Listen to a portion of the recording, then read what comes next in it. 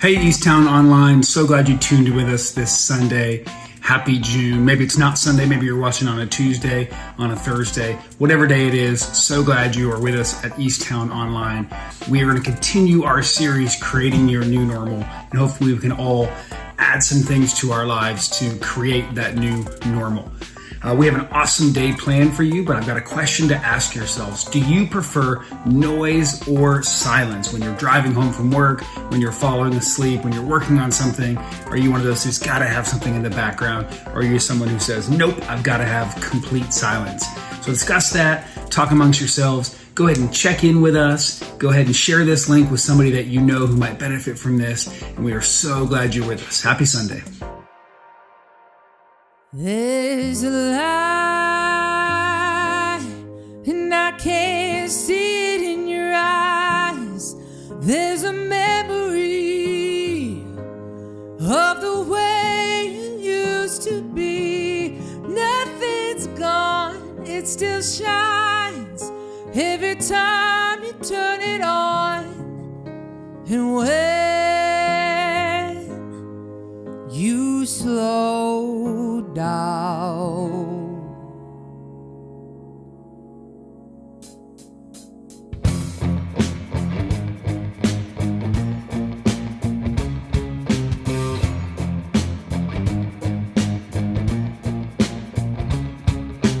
people working every night and day, never give yourself no time, got too many bills to pay.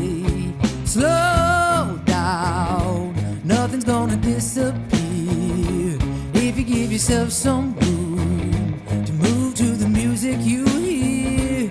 Gotta get up, listen to me, clap your hands and stomp your feet. People looking for the great escape, looking for the greenest side, trying to find a better way. Slow down, open up your big brown eyes, feel the rhythm in your heart. You don't even need to try. Gotta get up, listen to me, won't you clap your hands and stomp your feet. Feel the rhythm when you move to the beat. Clap your hands and stomp your feet. Stomp your feet. When you can't seem to shake off all the feelings that are breaking, little pieces of the music that's in you. All the pain that you feel, I can't prove that it's real, even when you can't think what to do. Oh, oh, oh, oh, oh, oh, oh, oh, oh, oh, gotta get up, listen to me, clap your hands and stomp your feet. Won't you feel the rhythm when you move to the beat? When you clap your hands and you stomp your feet. Stomp your feet. Stomp your feet. Stomp your feet. Stomp your feet.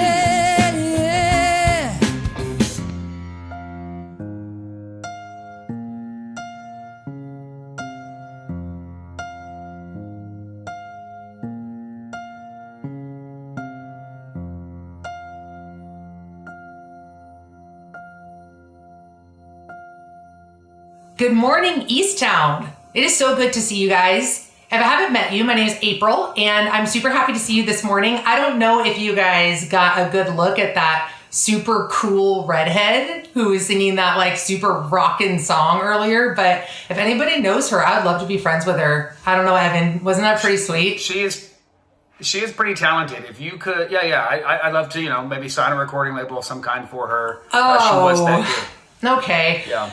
Anyway, I really do love that song. That song is called Stampa, and it is such an awesome song because it reminds us that we have an internal rhythm that God put inside of us that we ignore so much of the time. And the song is encouraging us to stop, to listen to the music or the rhythm that's inside of us, and to decide that we want to try following it and take that minute to kind of figure out what it's saying. So if you guys want to look it up, that'll be on the Easttown Spotify playlist.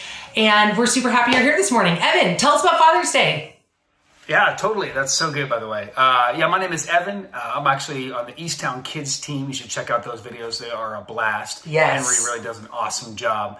But we do have something really exciting coming up next week. If you didn't know, next week is Father's Day. And so we're going to celebrate that Easttown style. And we've got some special people coming on. So check out this clip.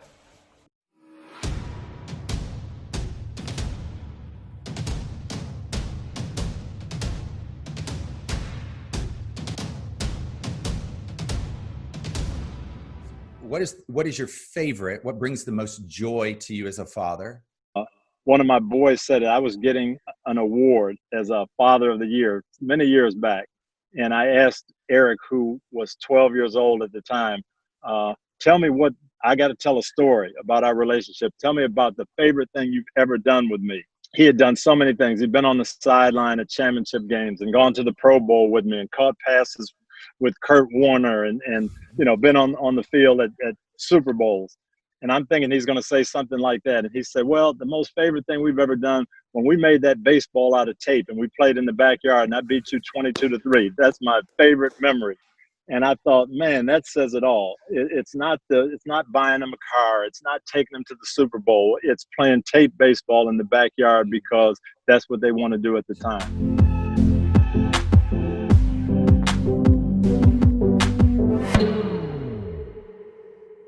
Hey, if you guys don't know who that is, that's Tony Dungy, and he's a pretty world famous American football coach. And so even if you're not into football, you don't know football all that well, that's okay. Still tune in next week because he's going to have some awesome words of wisdom for us. And I'm actually really, really excited to hear what he has to say when he talks with Clint. So I'm really looking forward to that. Share that with your friends, with your families, with your dads. I know my dad is going to love hearing from Tony Dungy.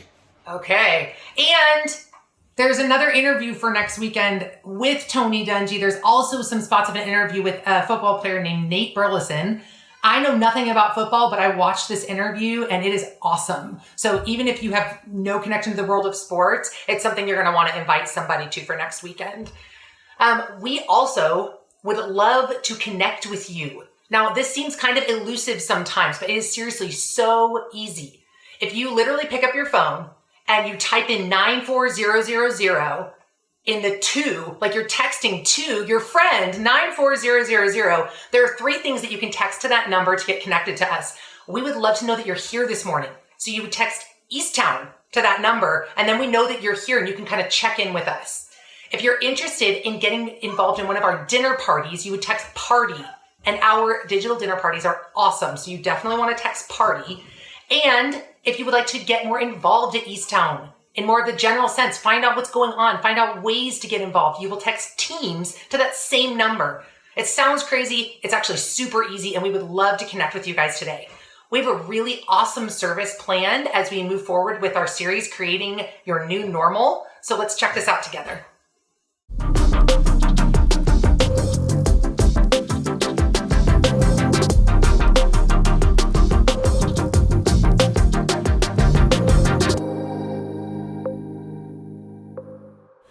Good morning and welcome to Easttown. My name is Clint Dupin, and we're so happy that you joined us either this morning or maybe this evening. I don't know when you are watching it. But I want to just encourage you, if you have not checked in yet with Easttown, just simply do that right now. Text Easttown to 94000. And we're going to do something new today. We have not done this, I don't think, the whole time we've been in this season online. We're going to give you one of these Love Local mugs with Easttown on it. And we used to do that when we were meeting in person. If you came and you filled out a Connect card, because we want to stay connected to you. And we believe that we have some things during the week that would really make your week go better and that would really inspire you and challenge you and encourage you. And so make sure you do that. Also, I want to just do a shout out to our graduates in high school, in college, 2020. You guys, man, I know this has been a tough season for you not to experience that together, but we just want to congratulate you. Even the 8th graders going into ninth grade, awesome job. I'm not ready to celebrate 5th going into 6th. I just think that's probably a normal step in life. But anyways, we just want to say congratulations here from Easttown. You guys, great job.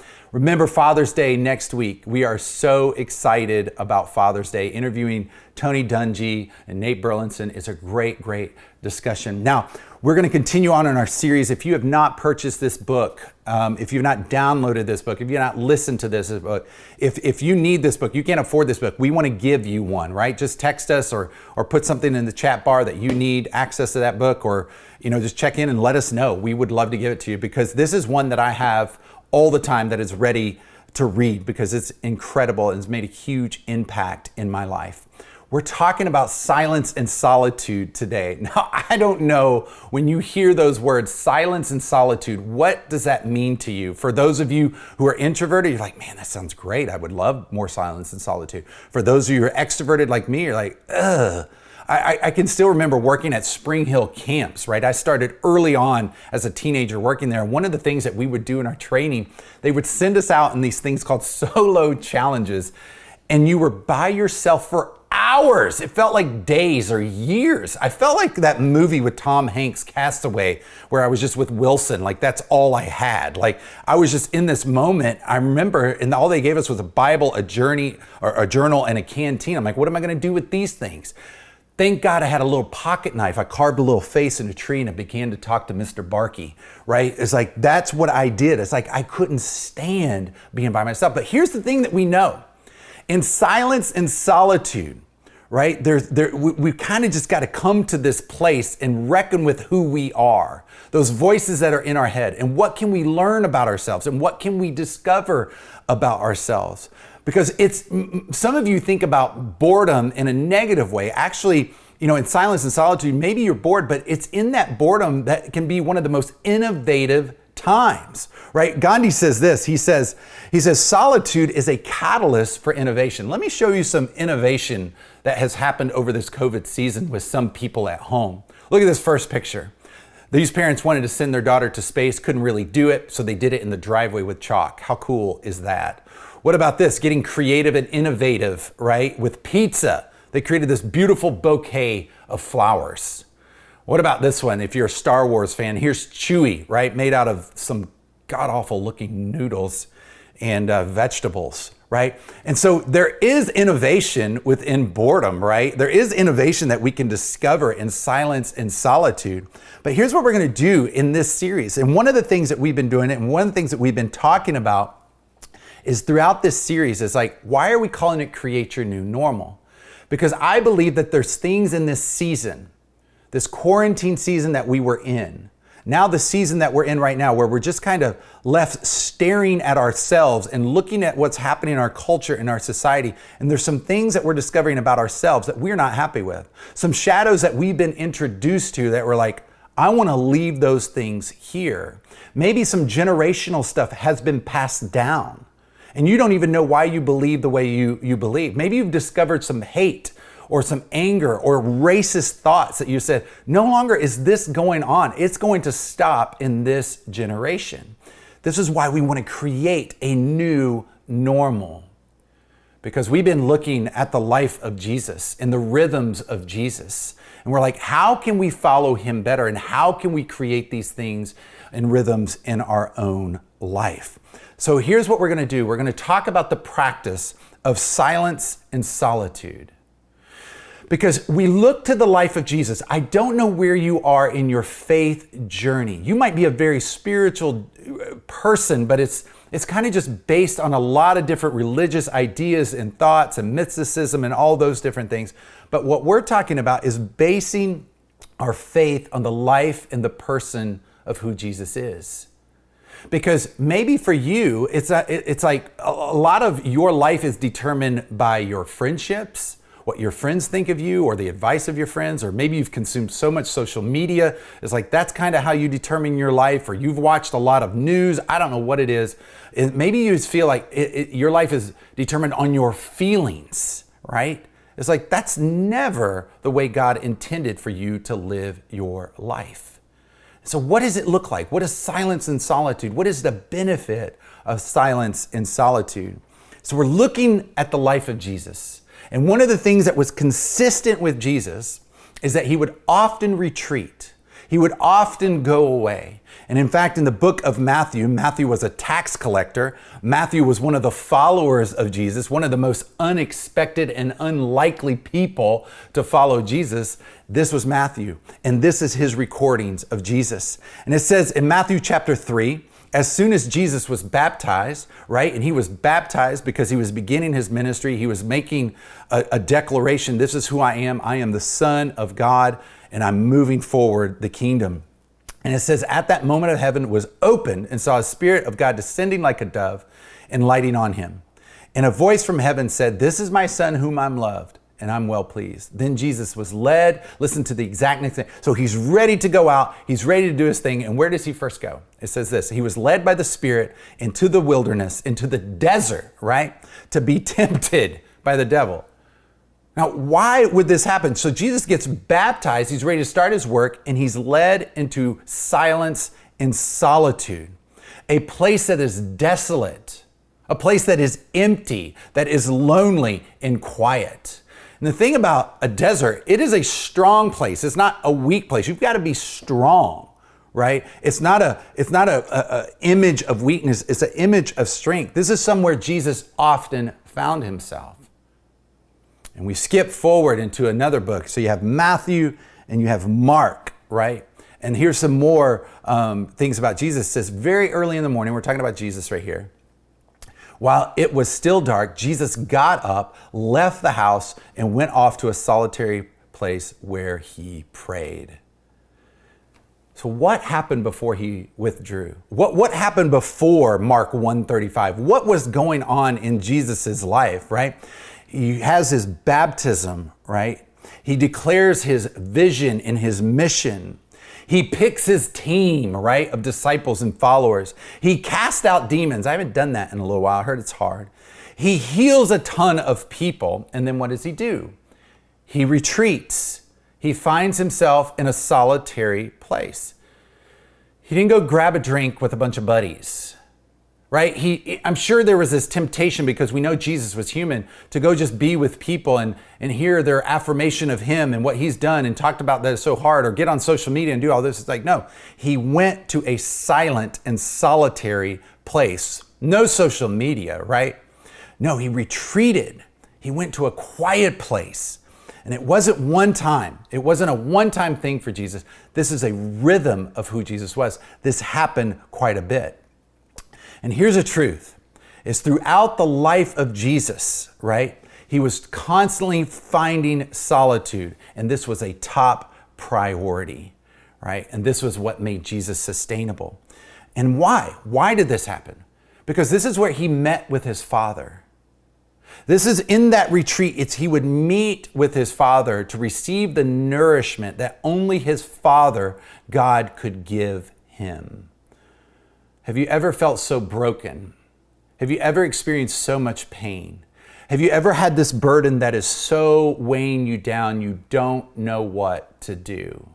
And every place that you have gone, social media, every person that you've tried to find peace from, or maybe you've gone to the bottle way too much, or maybe you're experimenting with some drug, I don't know what it is, but it leaves you empty. Some of you are experiencing that weight right now. And I'm sure these are temptations that Jesus had, but he knew that the rhythm of finding a solitary place, the rhythm of being with his Father, was so important. We need to look to Jesus and how he lived. He knew the burden that he encountered, the pain that he was experiencing from others. It's almost like if you could imagine with me carrying a backpack. And every time you encounter brokenness, every time you have a hard conversation, every time you speak encouraging words, every time you hear something hurtful, it's like putting something else in that backpack, and the burden begins to grow. And I want to tell you the truth right now. The burden that you're carrying, that heaviness, that weight that you are carrying right now was never intended for you to carry alone. I remember when I was 9 years old, and my brother was around 10 years old, and my dad said, hey, he loved to backpack, he loved to hike, and he took us out on the Appalachian Trail. And I remember we hiked for 3 days, but we had these backpacks that felt like they were 90 to 100 pounds, but I'm sure they were about 35 to 40 pounds. And by the third day, I could go on no longer. And I remember complaining to my dad and saying, Dad, I can't, this has to be a form of abuse or something, right? And I remember saying, Dad, I can't go on any longer. Well, my dad knew where we were on the trek, and he knew how far we were from the car.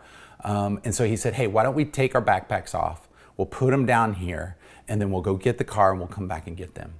When I took that backpack off, I literally felt like I inhaled an entire gallon of helium.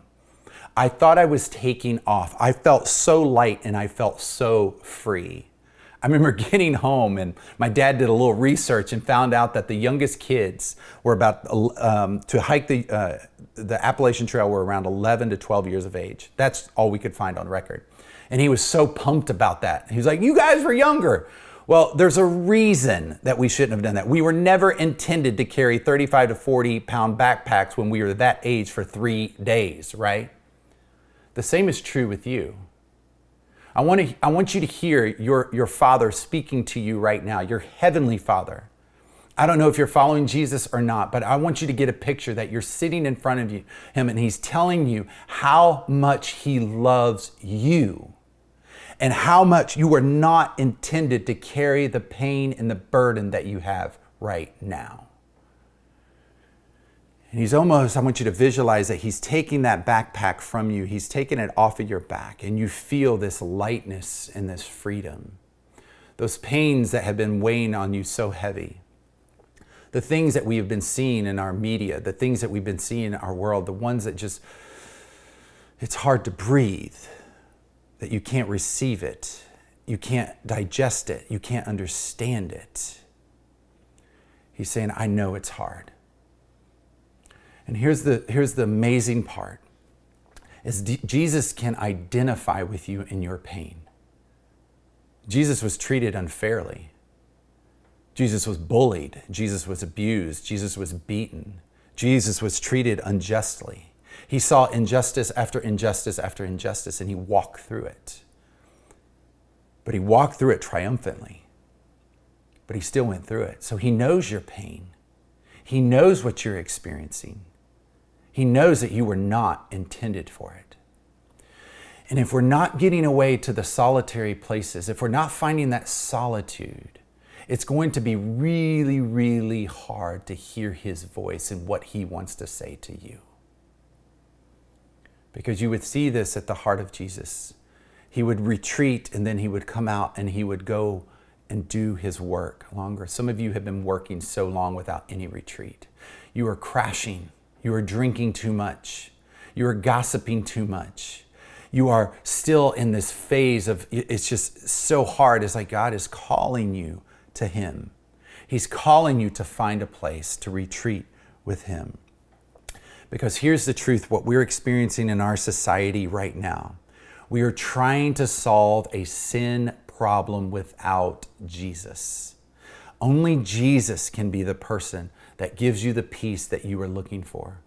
This is his promise, that he will never leave you nor forsake you, that he brings the good news for each and every one of us. In Luke, Matthew, Mark, and Luke, you see this. It is 9 different times that we get a picture of Jesus retreating to a quiet place. The busier that Jesus got, the more demands on his life, the more famous that he was, the more he would retreat. He knew it. Our temptation as people is the busier we are, the more people need us, the more we go to them versus retreating. In fact, it should be the complete opposite, right? There will always be people. There will always be crisis. There will always be demands on your life that pull you away from solitude. It needs to pull us and push us towards solitude. So what are the practices? What is the intentional time in that quiet time with God? What does that look like for our soul? right? It's the space that we make for God to love us and to transform us in the people of love. Let me say that again. This is where we are transformed, right? It's a chance for our souls to catch up to our bodies. It's a place that we feel love so that we can go and love others. St. Augustine says this, entering silence is entering into joy. And there are two dimensions of silence. There are two dimensions. I want you to listen. If you have a notepad or if you have, I don't know what you're watching or what you're watching on, what device or whatever, but I want you to remember this, is that there's external and internal science or silence. And this is what John Mark Comer talks about in this book. He said, external is when we get away from all people and all noise. This is something that you have control over, right? It's like you have to find that time of the day. You have to find that space in your home. You have to find that hike, whatever it is. I remember when we started this journey to launch a church startup, is I would interview person after person. I would talk to mentors. I'd ask the same question. What are the top 3 things that I need to be doing or that I need to know? And consistently, every one of them said in the top 3 is get away and get alone with God, because you're going to be distracted. You're going to hear a lot of noise. External silence, right? How do we do that? And then there's internal silence.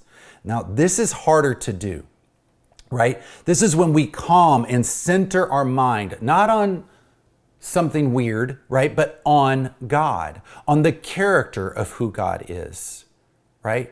This is really, really important. We come to a kind of mental and emotional rest in God. It's that running commentary that always is going on that causes us to believe that things are not the way they should be. You're hearing truths that aren't true about yourself. It's when we silence ourselves, we get in that quiet place and we rest on who God is. Because here's the thing, when we rest, this is what happens in my own life. I think about, whose am I? Well, I'm God's.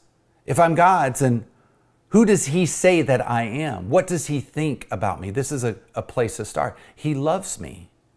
And maybe you focus on that one word, love, right? Maybe you focus on that thing as like, what does God want me to know in this moment?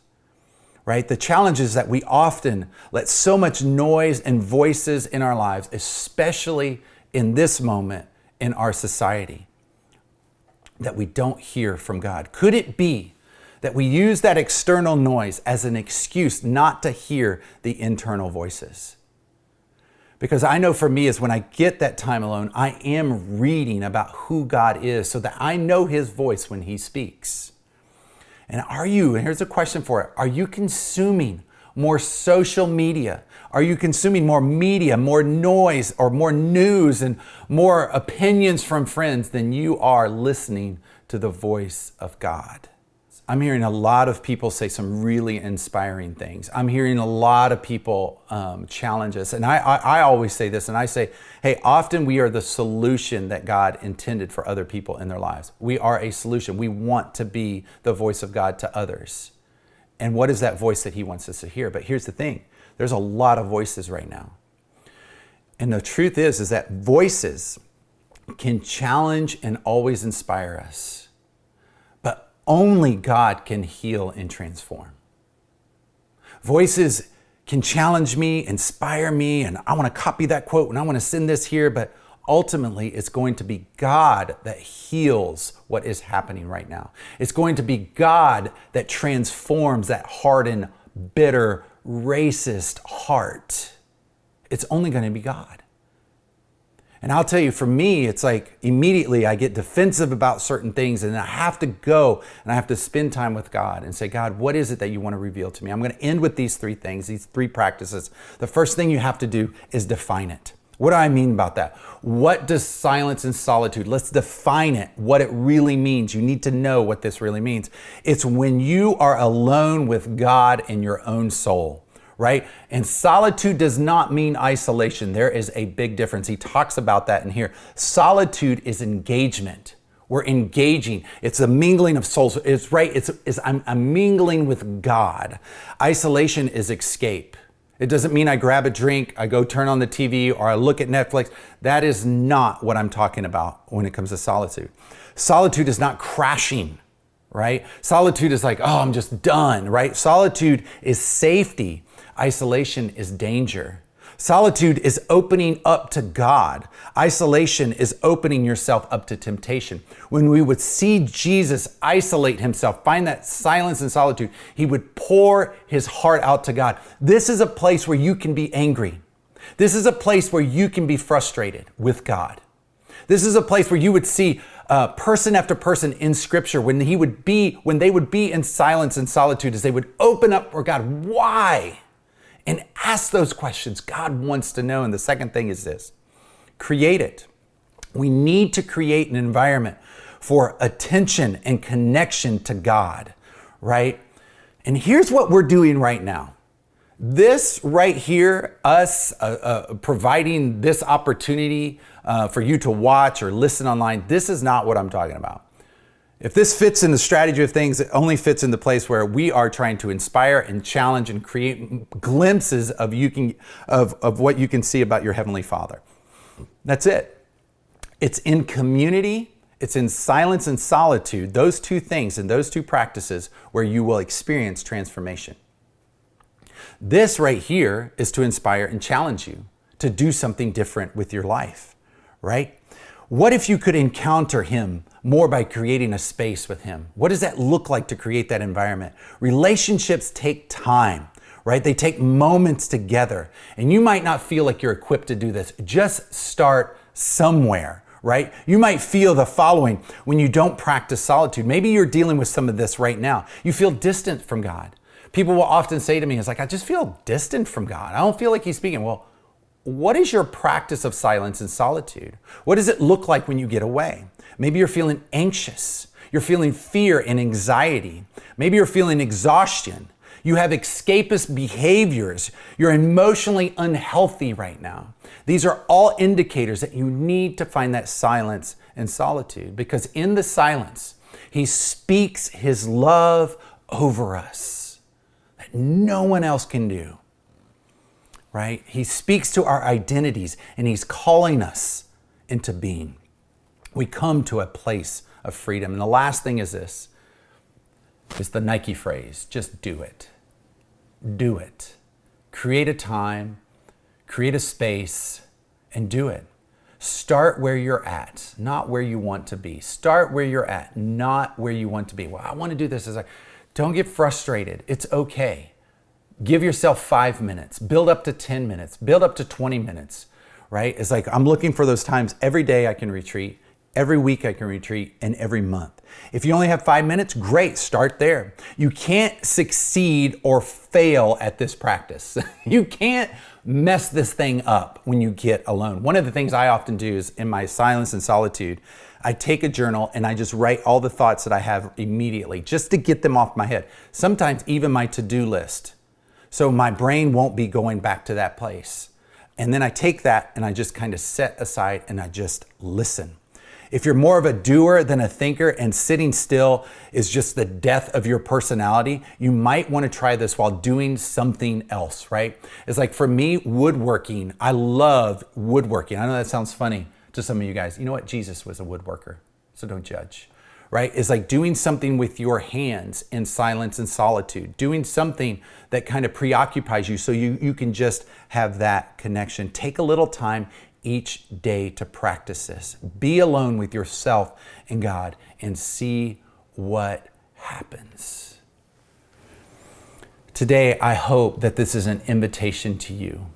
Not a thing that you add to your to-do list, but an invitation to experience love and freedom that only God can offer. And I want to end this way. But before we end this way, I'm going to give you a different way to end. I just want to talk about those of you who have been generous to Easttown. I want to say thank you. Thank you for doing that.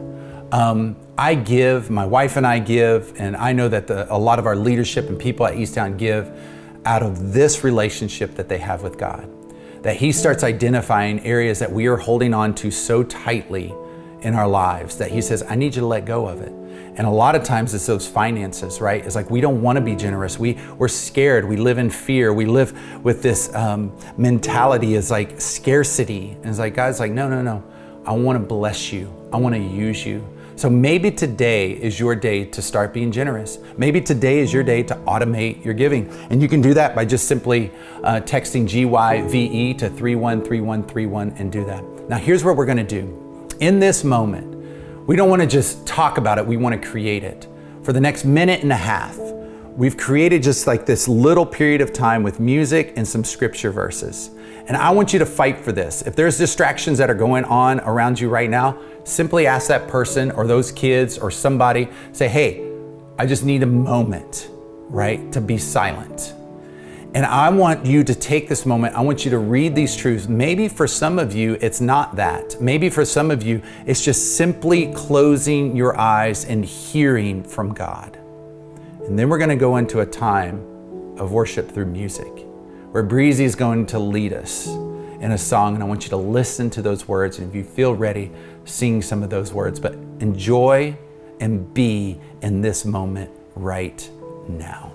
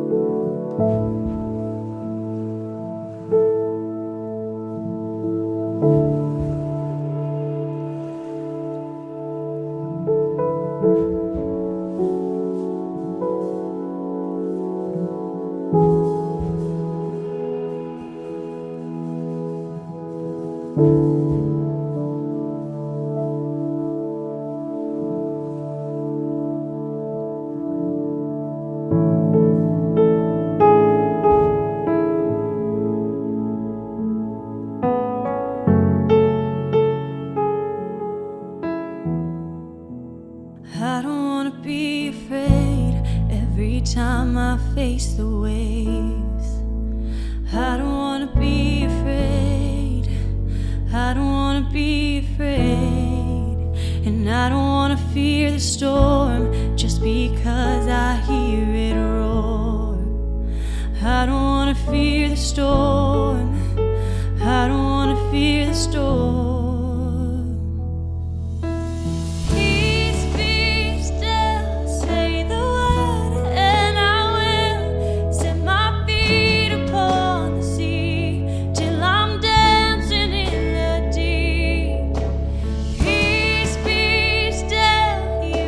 Here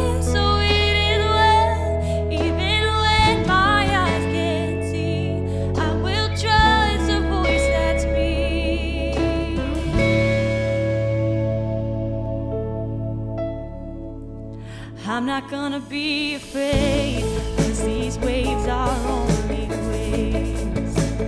I'm not gonna be afraid. I'm not gonna be afraid. And I'm not gonna fear the storm. You are greater than its roar. I'm not gonna fear the storm. No, I'm not gonna fear it. Oh, peace, be still. Say the word, and I will set my feet upon the sea till I'm dancing in the deep. Peace, be still. You are here, so it is well. Even when my eyes can't see, I will trust the voice that speaks. Peace,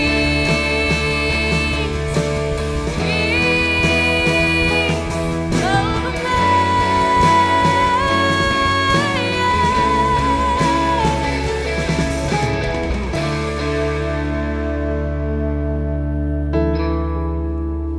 You speak peace. Let faith rise up, oh heart, believe. Let faith rise up in me. Let faith rise up, oh heart, believe. Let faith rise up in me. Let faith rise up, oh heart, believe. Let faith rise up in me. Let faith rise up, oh heart, believe. Let faith rise up in me. Peace, be still. Say the word, and I will set my feet upon the sea till I'm dancing in the deep. Oh, peace, be still. You are here, so it is well. Even when my eyes can't see, I will trust the voice that speaks. Peace,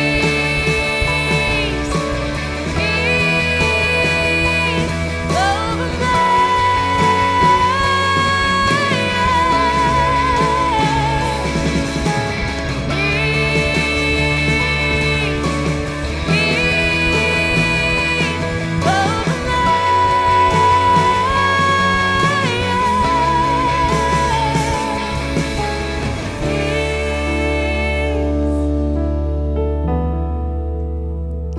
Over me. You speak peace. You speak peace over me. You speak peace. You speak peace. You speak peace.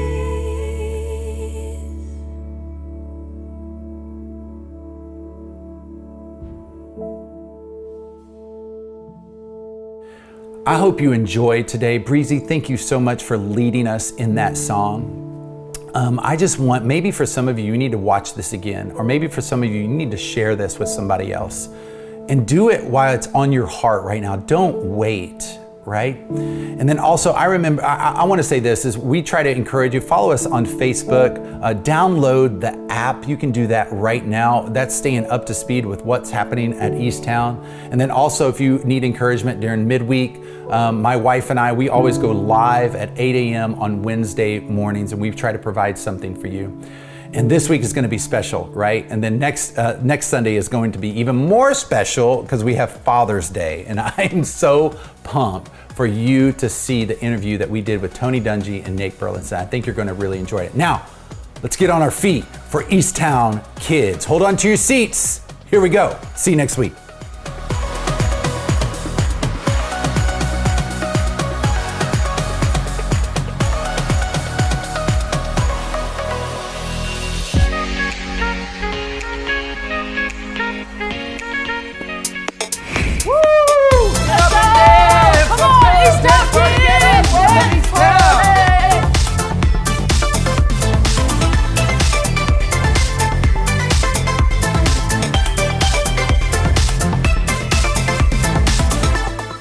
Guys, welcome back. Week 2, Easttown Kids Online, live from Evan's Garage. And if we remember, our theme this month is Focus! And so we are working on focusing and keeping our eyes on the prize. And we'll talk about what that is. Yeah. Hello? Hello? Hello? This thing has no reception. Oh, goodness. Can I help you? Bird. No, there's no bird. That's literally just storage in the garage. Can I help you? Like, who are you?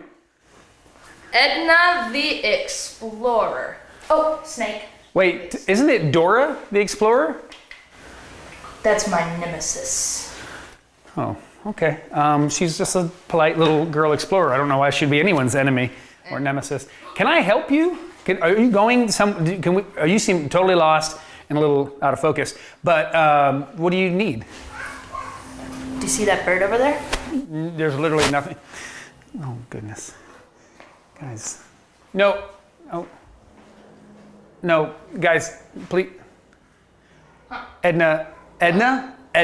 What? Edna. What? You seem like you are into watching animals, right? That's the gist I'm getting here. Yes. I love animals. There's lots of animals. Yeah, let's show you. There's more animals. No. Edna, it's that way. Edna, out here. Okay, yep.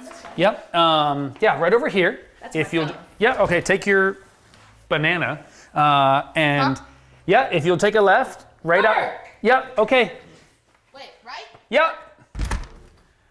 I apologize. I don't know what that was. We have got to get security around here because Dr. Doob, Edna the Explorer, maybe they're related. I saw some eerie similarities there. Yeah. Anyway, back to what we were talking about. We have been working on focusing, right? Our theme this month is focus. And we have been talking a lot about faith, right? Faith. Henry, why don't you tell our friends at home what faith is? Faith is believing in something you can't see by using what you can see. Nice job, my friend, right? And last week we looked at people in the Bible who were kind of the heroes or celebrities of faith. They had such strong faith, right? So awesome. And we can look to people like that. And this week, we're going to do the same thing. We're going to actually look at a story from the Bible about a guy with 2 names. Now, how many of you guys at home have 2 names? Okay, so like half of you. All right, now this guy, at first his name was Saul, and then his life changes so much that he even changes his name to Paul. Easy to remember, right? Saul Paul. Yeah, Saul Paul. Saul Paul. Everyone say it at home? Saul Paul. Saul Paul. Saul Paul. Okay, so let's go out of focus, and then we'll bring it back into focus. So here we go. Out of focus, and now let's bring it back in focus. Hi, my name is Saul. All right, I'm convinced. Hey, Saul. Hi. Now let me tell you a story about Saul a little bit, and my friend Saul here, who looks nothing like Henry, will kind of act it out a little bit for us. Now, Saul was actually one of those religious leaders that we talked about a lot last month and even this month. And the religious leaders who lived a long time ago in a different part of the world, they didn't like what Jesus had to say, and they didn't like what the people who were talking about Jesus or following Jesus had to say either. And so Saul was actually the leader of one of these. And now I have some bad news. Saul was actually not a good guy. He would try to find Jesus followers and stop them from saying anything about Jesus. Sometimes he would even hurt these people. And so he made it his life's mission to find them wherever they were. And so one day, he finds out that there are Jesus followers in this other city called Damascus. But it's like a long time to travel, right? So he's got to walk there. Now, they didn't have cars, airplanes, or buses. So he's got to walk all the way to Damascus. And so on his walk, while he's going to find these Jesus followers, all of a sudden, a bright light shines in his face and he falls to the ground. And then he hears a voice. Saul, why do you go against me? Who is that? It is I, God, the one you are going against. Now get up and go into the city. There you will be told what to do. Now, Saul has a life-changing experience when he meets God. When God tells him, hey, change your mind. He actually goes into the city and he meets with a Jesus follower who tells him to change the way that he's been living and treating the people who follow Jesus. And you know what's crazy? His life is so changed, is so different. Not only does he change his name from Saul to Paul, he begins to treat other people differently. People who have different viewpoints than him, he begins to love them no matter what, because he hears and believes the story of how Jesus changes our lives. Guys, the bottom line today is this: knowing Jesus will change the way you see things. And you might wonder, what's it like to know Jesus? What does that even mean? Having a relationship with Jesus means that you make him your forever friend, right? And your life is totally different because of it. Just like our friend Saul Paul, right? And so it's as simple as this. It's you at home. You can just right at home with your families. All you do is accept that we do the wrong thing, right? And we can look in our world today, we can look even at ourselves and know that sometimes we do the wrong thing. Henry, am I right? Yes. Yeah, I've been there too. Right. I do the wrong thing still. We just have to realize that. And we have to realize too that Jesus loves us so much that he died for us and he rose again. Remember, he defeated death and he loves each and every one of us. I want you to hear that. He loves each and every one of you, not just Henry and me, each and every one of you. It doesn't matter where you're from. It doesn't matter how much money you have, where you live, the color of your skin, anything. Jesus loves you no matter what. And when you love Jesus and when you have a relationship with Jesus, you begin to see things just like he does. You begin to see people in a new light. You begin to focus a little bit differently. And one way you can focus differently, right? We've been talking about ways that we can put our love for others into action, no matter what. And so last week, if you guys remember, Henry talked about having courage to stand up when we see an injustice. When you see a person of color being treated differently because of their skin, you can have courage and say, hey, that's not okay. We don't treat other people like that.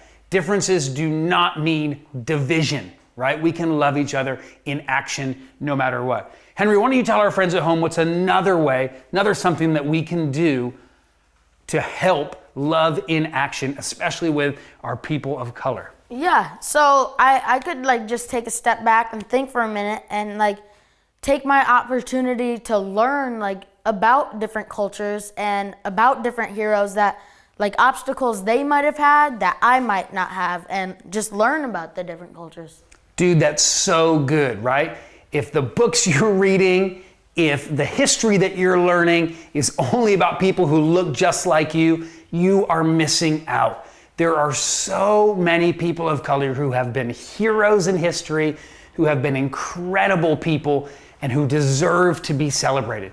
It's an amazing, amazing thing when you dive into other cultures that really aren't like your own. We also have some awesome resources online for you parents to begin to have these conversations and to begin to educate not only ourselves, but our children as well about these kind of things. And so I'd really encourage you to go check out Easttown Kids on easttown.church. Henry, we also have something else that's pretty awesome for our summertime program. Yes, we do. Spring Hill Camps. They are coming to you at home, bringing a piece of camp to you at home online. It's online. And it is the best camp I've been to. It's my favorite camp ever. And the activities are so fun. There's a few great activities. There's building a teepee, which sounds... I'm sold. Yeah, I'm in. Okay. Oh, it gets better. Okay. Building a rock wall and a zip line. That's gonna be awesome. Then there's scavenger hunts. So you're telling me that camp is coming to me at my house. I don't have to go to camp, right? No. But that it'll be online for me to go to, and I can. Yeah. That sounds like no. Oh goodness. Hello? Edna. Hello. Edna. I have a question. Where is Spring Hill? Where is Spring Hill? Where is no, Spring Hill? Where is the point is that it's coming to you. It's gonna be at your home. You don't have to go anywhere. Yeah, so it's actually an online summer program coming to you, but it's actually designed mostly for children. Edna. So how do I get there? I get there? You would just stay at home. No, how do I get? Do I Oh, take a actually, left? yeah, this is. Yeah, come on yeah, out, this come is on. even- No. Edna. Hey. No, it's not there. Nope, it's over here, Edna. Spring Hill, this way. Yep, Spring come on. Hill's this way. Come on, This way. come on. Bird. No, that's not No, bird. birds and Spring Hill over here. Lots of animals in Spring Hill. Spring Hill. This way. Yeah, this way. One taxi to Spring Hill. By Spring Hill. Yep, Spring okay. Hill? Yep, this way. Spring Hill. Okay. Wait, I know this track. Okay. Oh my gosh. That was okay. Edna's back. Okay. Guys, I just want you to remember something. You are world changers. There's never a better time to go change the world. You might be thinking, I'm too young. I'm just a kid. It doesn't matter. Change can start with you right now. Love other people, not just in the words we say, but in our actions. So, what are we going to say, Henry? You're world changers, so Go Change change the the world.